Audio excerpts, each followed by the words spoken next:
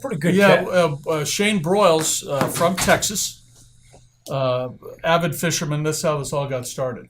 And then Wade Davis said that he could he could throw a lure in somebody's mouth from a great distance. So he got in there right from the start, which was great. And he ended up winning. So, and you saw Charlie's outfit. Charlie's an avid fly fisherman, as you know, in Colorado. He loves that. So it was great. Just little internal competition there. It's great. Gerardo Parra's Technique. Yeah, a little different. Yeah, it's the Venezuelan technique. It's the Maracaibo technique. Fun kind of team building. Yeah, that was good. It was good today. We talked about we do some other things that are also competitive. These guys like to compete, as you know. So they compete in everything, which is great. It's what makes them who they are. Were the beer cans full or empty? Full. Actually, I actually need to know Yeah. this detail. Okay. Full. Okay. Yeah. Details. It was a visual for them. Yeah. Yeah, it was visual. Antonio Senzatella. Okay. What is his best third pitch? Is it the curveball? Well, I think his best stuff is fastball slider. Then I think the changeup in the minor leagues was a good weapon for him, from what our player development people have told me. We got to get that back into his game. He missed a lot of time in 16. 30 plus innings only. So, and then last year made the team. So basically a jump from Double A to the big leagues after 34 innings. So I think for him, the fastball slider combo is big league caliber. We got to get the curve and the change in the mix, for the separation of velocity from his fastball. So that's where his challenge is. So that's what his focus and emphasis is this winter. Are those sort of velocity separators. So that's what we're looking for. Either or? Would you like to see him throw? No, both? I'm both. He's going to throw both, but I don't think one is taking any more emphasis than the other. He's working on both. In a perfect world, I think the changeup would probably be the pitch that I'd like to see probably come faster, because it's it has the fastball look. Yeah. So he's a fastball pitcher. So I would think that the change would be my emphasis for him.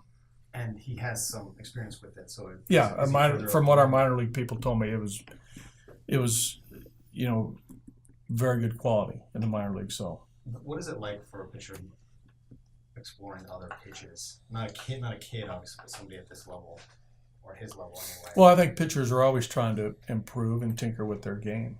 Where you got to be careful, and you have to get this message across that a lot of these young pitchers feel as though they're competing for a team, which they are, and we have to offset that with some of the things that we're trying to develop in spring training. So that's true for a lot of guys. So spring training performance we look at very critically in different ways. Whether we might not just look at ERA, we might not just look at some of the numbers that you might look at and say, hey, somebody's having a great spring, right? In essence, they might not be. Or a guy's having a great spring, but his numbers don't indicate it because he's working on a pitch, and it's developing, but he might be getting hit around. So we got to make sure that we're watching the right things and focusing on the right things, and the players know that. Collectively, with that young staff that gave you so many dividends early in Right. the season, is there a different approach with them in their sophomore season? Do you even have to kind of rein them in a little bit coming off the success? No. The approach is that continue to push them and nudge them, for betterment. That's the thing that last year they cleared a lot of hurdles that goes with being a rookie. Now it's more about they're sort of right there on that cusp of breaking through as true big leaguers, hopefully for a long time, and it's about really it's about pitching. They got all the other things sort of covered. Some of the principles that we imparted on them last year and they handled.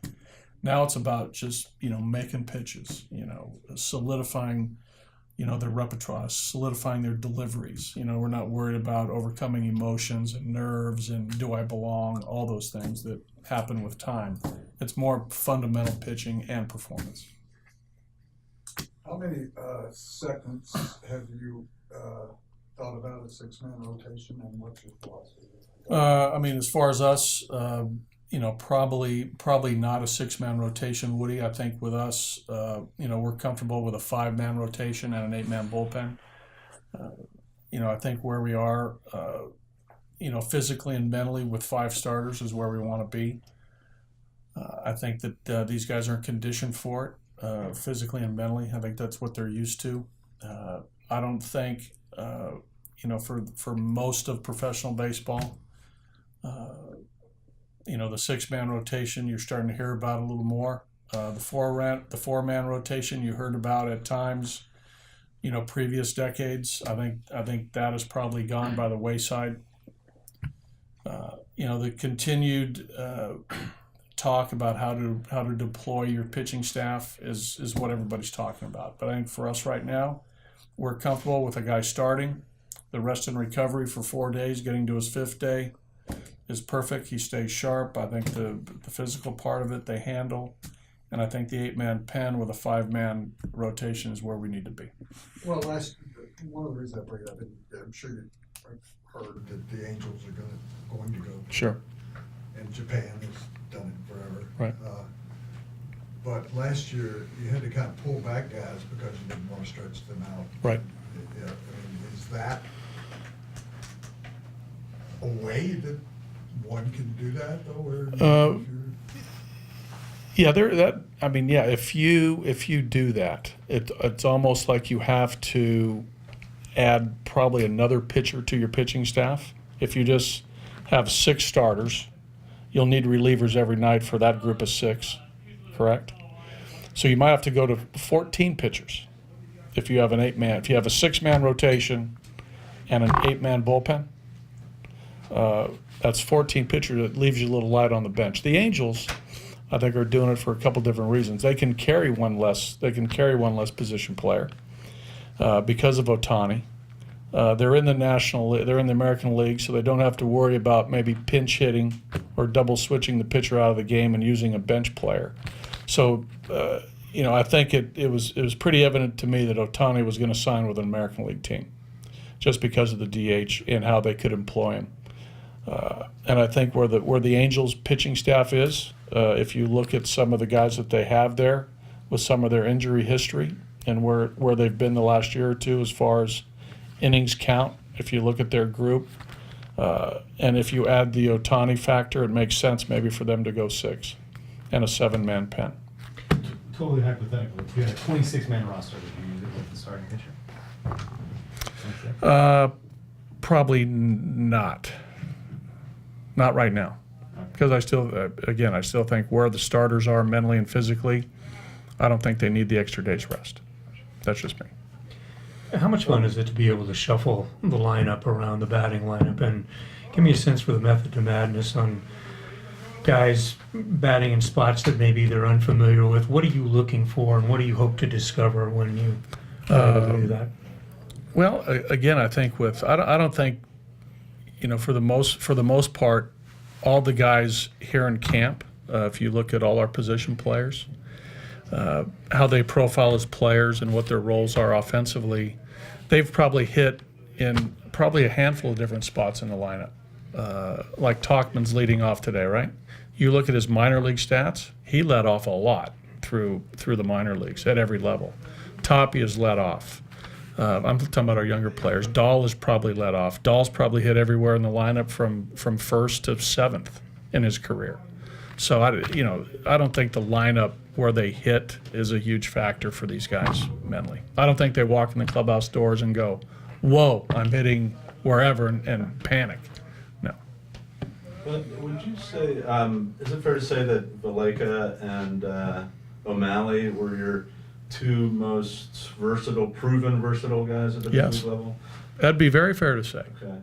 And O'Malley is going to be out for What's the prognosis? Probably anywhere from at least 4 to 6 weeks with a broken hand. And that's 4 to 6 weeks to get back playing or back active? I think playing. Okay. So it's probably on the back end of that, like playing in a game, Okay. if everything goes well. Yeah. And Vallejo, Not unlike Desmond. I think last year was very similar. I'd have to look at his time frame of when Desi got back, but same sort of injury that Ian suffered last year, broken hand, Right. and a surgery. Okay. You're calling it's a hand, and it's left Yeah, hand. like right here. Okay, That's a hand in. that's a hand. Different than a finger. Yes, hand. Vallejo, I think he's only had one start in the field. Are you planning on using him more? Well, he's a little bit banged up too. He has a little bit of an oblique injury as well now, so that's why you haven't seen him in there. So Pat's down for a little bit with an oblique strain, and so he's probably going to continue to be out of the lineup for the next couple weeks for at least, yeah. With O'Malley, did he have enough opportunity to find a spot on this team on the club when he's? Well, I mean, yeah, I mean, when he returns, no, we'll see. I mean, by that time that we will have already had our team, and we'll see where we are with the roster when he returns. Yeah. Okay. I'm extended club. Sure. Oh yeah, I mean, it's why we signed him. You know, he's got big league time. He's versatile. He's got a skill set that plays. So, it's unfortunate this happened because, he's a guy that we were looking at. At least to figure in some mix with us this year, whether it was opening day or whether it was somewhere during the regular season. But he was a good player to complement the group that we have. And as you know, just because a guy makes the opening day roster, it's a long season, and you use so many players that's where the depth factor comes in, both position player wise and pitching. What have you liked out of Iannetta so far? I mean, Yeah, he's been very good, Woody. I think with Chris. When I saw him early as an early Rocky, to where he is now, I mean, just the self-assuredness, the experience, the poise, how he's moving behind the plate, how he's catching the ball, the interaction with the pitcher that I've seen already, just in and around meetings that we have in the morning. When we talk baseball, he and I, and when he talks baseball with Mike Redmond and the coaches, it's at 35 years old, there's a great deal of baseball wisdom there and leadership that he's bringing. So it's, he's in a really good spot. And last year, 17 homers. Very good on base percentage. Drove in some runs for the Diamondbacks. Had a good year. So, yeah, it's a good fit. See a coach, managerial. Again, I think he does have, certain traits and qualities that you look for a player that, might want to continue on in the game for sure. It's a good name. But how long does it take to get a sense for moving parts with a club, even with a lot of very familiar faces? Generally, is there I don't know. There's a time frame on that. I mean, you get to know your players, every day. I mean, a lot of the guys that we've had here for a while, Jeff and longtime coaches who have seen these guys over the years. Our coaches who have been in this organization, who have seen Nolan from day one, who've seen Charlie from day one as a signed player. To all the new guys. Whether it's Shaw or Wade Davis or me getting to know Iannetta, it's an everyday thing, and there's really no timetable on how you put it all together. I think players are always evolving, things are always fluid. There's nothing set in stone. You make decisions that are best for that moment with an eye for the for the future.